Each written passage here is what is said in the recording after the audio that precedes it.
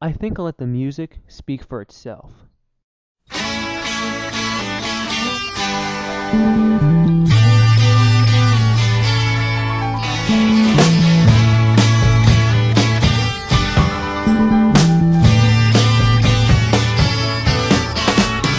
Rain is falling through the mist.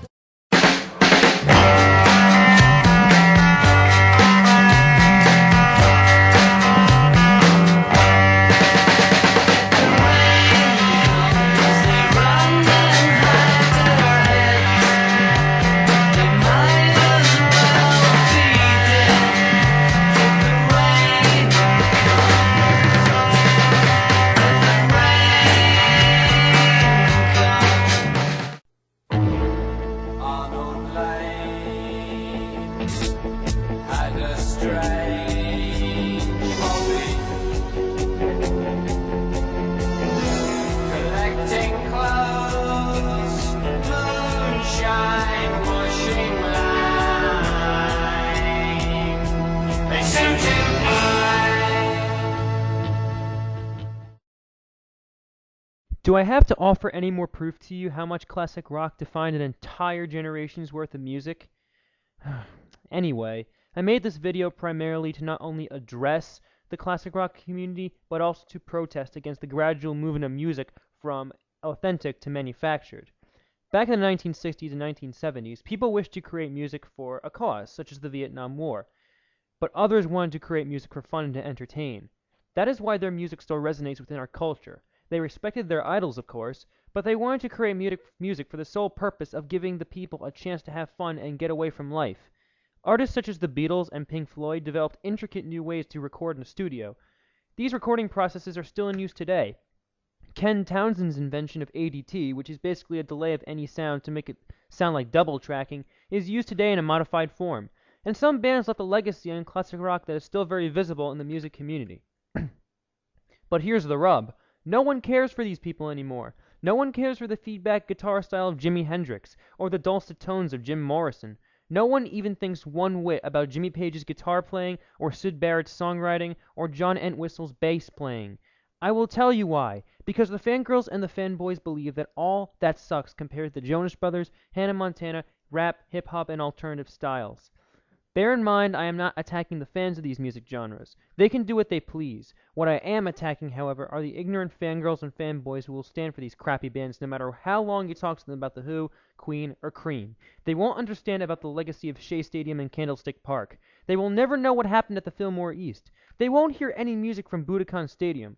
And they will never hear anyone live at Leeds. They are too focused on their own musical genres to give notice to the real legacies of music. And that pisses me off to no end. Beatles123 makes an excellent point in his video. Today's kids only focus on what is the flavor of the month when it comes to music. So if the Jonas Brothers were to go out right now and say, "Throw yourself off a bridge," you would later read in the news about the number of casualties as a result of kids throwing themselves off bridges. And what is worse is that they rub the Jonas superiority complex in your face and say, "The Beatles suck and all that. Go Jonas! I love Kevin because he's hot." Yeah, sure. And why don't we say John Bonham purposely killed himself while you're at it? The Jonas Brothers fangirls and the Hannah Montana fanboys are under the delusion that their music is always going to be the best, and no other music can compare to it. No comment there. That is just sad, to say the least. Music these days is all coming down to a corporate dilution. Everything is now manufactured, and everything is made for the sake of money and popularity. The Beatles did not wish for popularity. Maybe Brian Epstein did when he claimed that they would be bigger than Elvis. But the Beatles themselves did not wish for all this fame and money to appear in front of them. They made music because they wanted to entertain the fans and because they wanted to explore themselves in their songwriting. Sometimes classic rock focuses on satirical issues and resentment.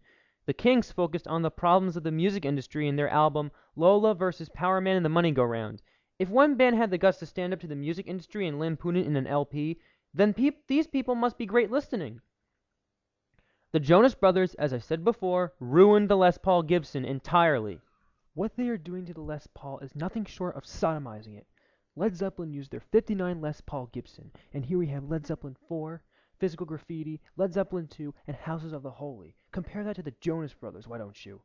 Hannah Montana has a one-track singing style that only talks about friends, friends, friends. If I wanted to hear songs about friendship, I would listen to either Led Zeppelin 3 or A Night at the Opera, not this garbage.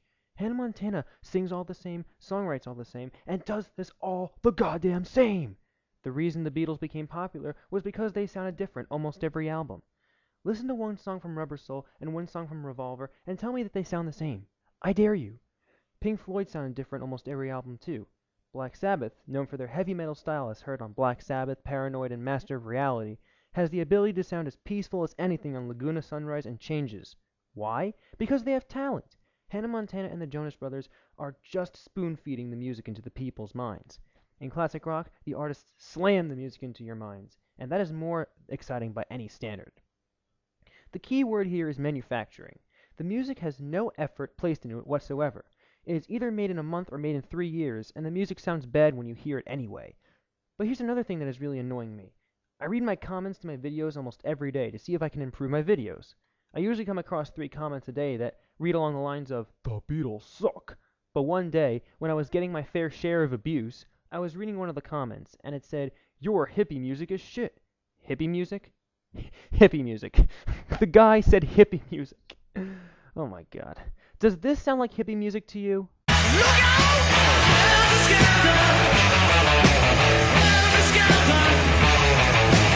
Yeah, it definitely does. Way to make such a compelling parallel. Way to sound so accurate in your analysis of something you have no idea about. Classic rock is not all about the anti-war stance they upheld. Of course, with Woodstock, it was really a personification of that, but still, in the later years, the emphasis of an anti-war platform just slowly faded away to make way for newer sounds. Procol Harum existed in 1967, yet they were more progressively based and not much for anti-war matters. Emerson, Lake and Palmer. Yeah, they sang about world peace on a Steinway piano. And Yes? Oh, of course, Yes. Who could forget Yes singing about no more than war in their album Fragile? I sure remember that, don't you?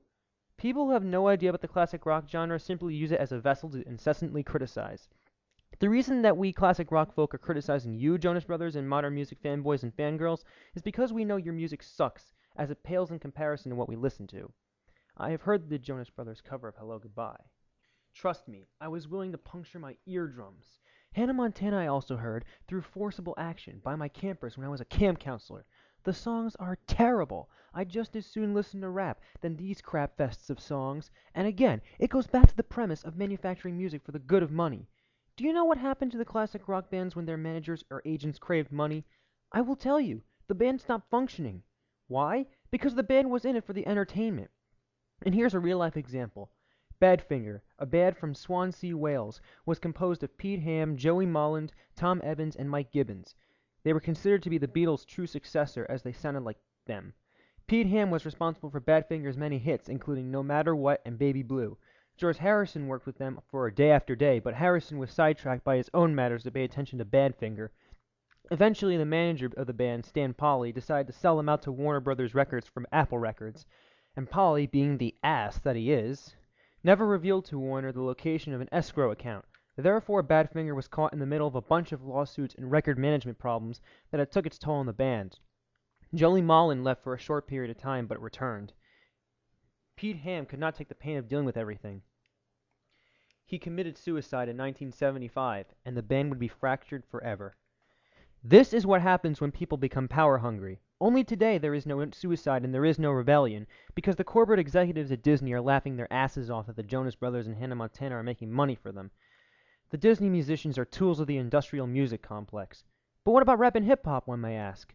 Rap I do not care for because the lyrics go too fast, they all speak in monotone, and what they promote is far from what I believe in.